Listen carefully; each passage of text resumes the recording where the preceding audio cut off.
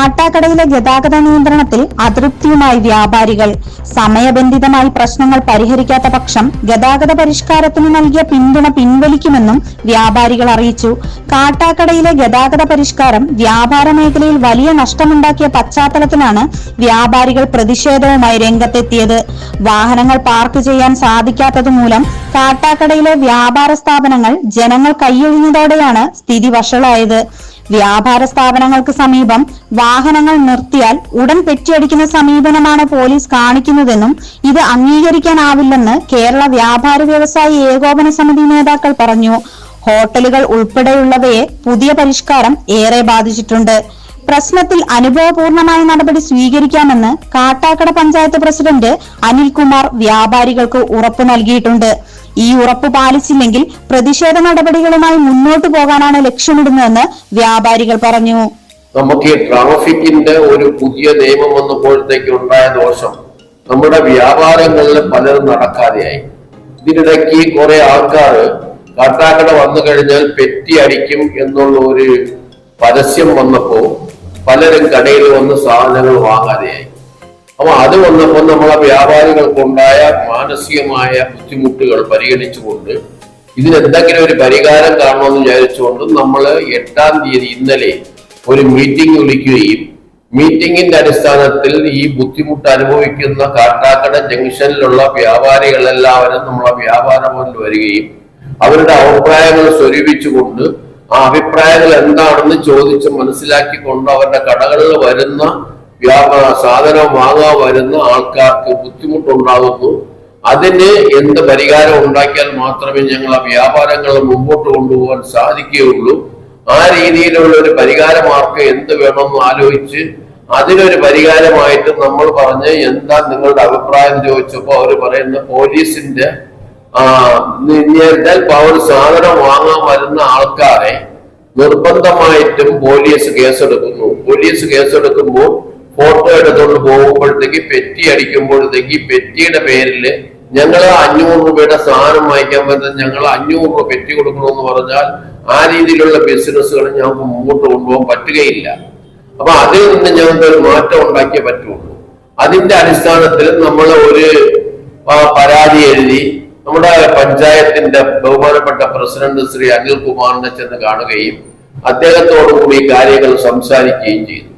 അപ്പൊ അദ്ദേഹം പറഞ്ഞു വിചാരിച്ചാൽ നിങ്ങൾ തന്നിരിക്കുന്ന പരാതിയുടെ അടിസ്ഥാനത്തിൽ ഈ പരാതിയിൽ പറഞ്ഞിരിക്കുന്നെന്ന് വിചാരിച്ചാൽ ഈ കൊണ്ടുവന്ന ഈ ട്രാഫിക് നിയമം മൊത്തത്തിൽ മാറ്റണമെന്നാണ്. അതിപ്പോ തൽക്കാലം പറ്റുകയില്ല. ഗവൺമെന്റിന്റെ തീരുമാനമാണ്. ഞാനോ എന്റെ പാർട്ടിയോ എടുത്ത തീരുമാനമല്ല, പഞ്ചായത്തിന്റെ തീരുമാനമല്ല. ഗവൺമെന്റിൽ നിന്നും കിട്ടിയ തഹസിൽദാര്, അതിന്റെ DSP, അതേപോലെ സർക്കിൾ ഇൻസ്പെക്ടർ, അതിന് വേണ്ടത്തക്ക ഈ ചുറ്റുമുള്ള ഒരുപാട് ഉദ്യോഗസ്ഥന്മാരെ ഇരുന്നു കൊണ്ടെടുത്ത തീരുമാനമാണ്. അതിൽ സമിതിയെന്നോ ഏകോപന സമിതിയെന്നോ ഇല്ലാതെ എല്ലാവരും പങ്കെടുത്തതാണ്. ആ പങ്കെടുത്തതിന്റെ അടിസ്ഥാനത്തിൽ എടുത്ത തീരുമാനത്തിന് നമുക്ക് ഒറ്റയടിക്ക് മാറ്റാൻ പറ്റുകയില്ല. ഒന്നാമത്തെ കാര്യം അതാണ്. അതിന് എന്താണ് നിങ്ങളുടെ ബുദ്ധിമുട്ടുകൾ എന്താണെന്ന് നിങ്ങൾ പറഞ്ഞാൽ അതിന് പരിഹാരം ഉണ്ടാക്കാമെന്നാണ് പ്രസിഡന്റ് ഉറപ്പ് തന്നിരിക്കുന്നത്. അതിന്റെ അടിസ്ഥാനത്തിൽ ഈ തീരുമാനത്തിന് നമ്മൾ കൊടുത്ത നോട്ടീസിന്റെ അടിസ്ഥാനത്തിൽ ഉള്ള തീരുമാനത്തിന് പുനർപരിശോധന നടത്തണം എന്ന് പ്രസിഡന്റ് പറഞ്ഞതിന്റെ അടിസ്ഥാനത്തിൽ നമ്മൾ വീണ്ടും പുനർപരിശോധന നടത്താൻ വേണ്ടി ഒരു കമ്മിറ്റിയുടെ വിളിക്കാൻ തീരുമാനിച്ചു. അവർ പറയുന്നത് വിചാരിച്ചാൽ പോലീസിന്റെ ബുദ്ധിമുട്ട് ഇനി ഒരിക്കലും നിങ്ങൾക്ക് ഉണ്ടാവുകയില്ല. അത് മാത്രമാണ് നിങ്ങളുടെ ഏറ്റവും വലിയ പ്രശ്നം എന്ന് പറഞ്ഞാൽ ഈ പെറ്റി അടിക്കുന്നതാണ്. പെറ്റി അടിക്കുന്ന ഒരു പ്രശ്നം ഉണ്ടാവുകയില്ല. പെറ്റി സാധനം വാങ്ങാൻ വരുന്ന ആൾക്കാർക്ക് സൗകര്യമായിട്ട് സാധനം വാങ്ങാനുള്ള സൗകര്യങ്ങൾ നിങ്ങൾ ചെയ്താൽ മാത്രം മതി. അതനുസരിച്ച് ഞങ്ങൾ മുമ്പോട്ട് കൊണ്ടുപോയിക്കോളാം. അതിന് പെറ്റി എവിടെയെങ്കിലും അടിക്കുകയാണെങ്കിൽ അതിന് പരിഹാരമായിട്ട് പോലീസുമായിട്ട് ബന്ധപ്പെട്ട് വേണ്ട ഏർപ്പാട് ചെയ്തോളാം എന്ന് പറഞ്ഞതിന്റെ അടിസ്ഥാനത്തിൽ ഞങ്ങള് വീണ്ടും ഒരു പരിശോധന നടത്താൻ വേണ്ടി വീണ്ടും ഒരു കമ്മിറ്റി വിളിക്കാൻ തീരുമാനിച്ചു. ട്രാഫിക് ക്രമീകരണം കൊണ്ടുവരാൻ വേണ്ടിയിട്ട് തീരുമാനിച്ചായിരുന്നു. ആ ക്രമീകരണങ്ങളിൽ വ്യാപാരികൾക്ക് ഒരു തരത്തിലും ഒരു അസൗകര്യം ഉണ്ടാകാത്ത രീതിയിൽ കാര്യങ്ങൾ ക്രമീകരിക്കാമെന്നാണ് അന്നത്തെ കമ്മിറ്റി തീരുമാനിച്ചത്. പക്ഷെ ആ തീരുമാനം താഴെത്തട്ടിൽ നടപ്പാക്കുന്ന ഉദ്യോഗസ്ഥർ കൃത്യമായി നടപ്പാക്കാതെ വന്നതിനെ തുടർന്ന് പൊതുജനങ്ങൾക്ക് കാട്ടാക്കടയിൽ എത്തുന്നതിന് വളരെ ഭയരഹിതമായ ഒരു അവസ്ഥയാണ് ഉണ്ടായത്. ആ അവസ്ഥയെ തുടർന്ന് വ്യാപാരികൾ കച്ചവടം നടക്കാതെ അതിനെ തുടർന്ന് വേണ്ടുന്ന ഒരു അസന്തുലിത അവസ്ഥ കാട്ടാക്കടയിലുണ്ടായി.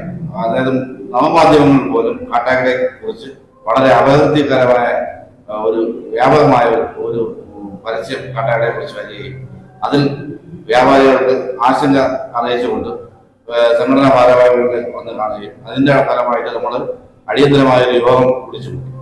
അത് കഴിഞ്ഞ 8-ാം തീയതിയാണ് വിളിച്ചു കൂട്ടിയത്. ആ യോഗത്തിൽ നിന്നും തീരുമാനമായത് നമ്മുടെ ഈ ട്രാഫിക് ക്രമീകരണ അതോറിറ്റിക്ക് നൽകിക്കൊണ്ടിരുന്ന പിന്തുണ പൂർണ്ണമായും പിൻവലിക്കണമെന്ന് നമ്മളവിടെ കൂടിയ അംഗങ്ങൾ ഒറ്റക്കെട്ടായി ആവശ്യപ്പെട്ടു. അതിനെ തുടർന്ന് നമ്മൾ ഇന്ന് വാർത്താ സമ്മേളനം വിളിക്കാനും മറ്റ് ഈ അതോറിറ്റിക്ക് നമ്മൾ ഈ പിന്തുണ പിൻവലിച്ച കത്ത് കൊണ്ടുകൊടുക്കുന്നതിന് വേണ്ടി നമ്മൾ പോവുകയുണ്ടായി. അതിന്റെ നടപടിക്രമങ്ങൾ പല മാധ്യമങ്ങൾക്ക് നൽകുകയുണ്ടായിട്ടുണ്ട്. അത് ഇന്ന് നമ്മൾ പ്രസിഡന്റിന്, അതായത് ചെയർമാൻ, ഈ ട്രാഫിക് അതോറിറ്റി കമ്മിറ്റി ചെയർമാൻ പ്രസിഡന്റിന്, നമ്മൾ ഗ്രാമപഞ്ചായത്തിന്റെ പ്രസിഡന്റിന് ശ്രീ അനിൽകുമാറിനെ കൊണ്ടുകൊടുക്കുകയും അപ്പൊ അദ്ദേഹം നമ്മളോട് ആവശ്യപ്പെട്ടത് ഇത് ഒന്ന് പുനർചിന്തിക്കണം, നമ്മുടെ ഈ തീരുമാനം ഒന്ന് പുനർചിന്തിക്കണം എന്ന് അദ്ദേഹം ആവശ്യപ്പെട്ടിട്ടുണ്ട്. അത് മുഖവിലേക്ക് എടുക്കാം, അത് പൂർണ്ണമായി നമ്മൾ തള്ളിക്കളയുന്നില്ല. പക്ഷെ വ്യാപാരികളെ ഒരു തരത്തിലും ബാധിക്കാത്ത വിധത്തിൽ ഈ ട്രാഫിക് നടപടി സ്വീകരിക്കാൻ കഴിയുമെങ്കിൽ മാത്രം നമ്മൾ അതുമായിട്ട് ബന്ധപ്പെട്ട് അടുത്ത ചർച്ചയിലോട്ട് പോകാൻ തീരുമാനിച്ചിട്ടുണ്ട്. നാളെ വരുന്ന കമ്മിറ്റിയിലും ഇതിനെക്കുറിച്ച് നമ്മൾ കമ്മിറ്റിയിൽ അവതരിപ്പിക്കും. കമ്മിറ്റി അതിനുള്ള അംഗീകാരം വാങ്ങിച്ചതിന് ശേഷം മാത്രമേ അടുത്ത തീരുമാനങ്ങളിലേക്ക് നമ്മൾ പോവുകയുള്ളൂ.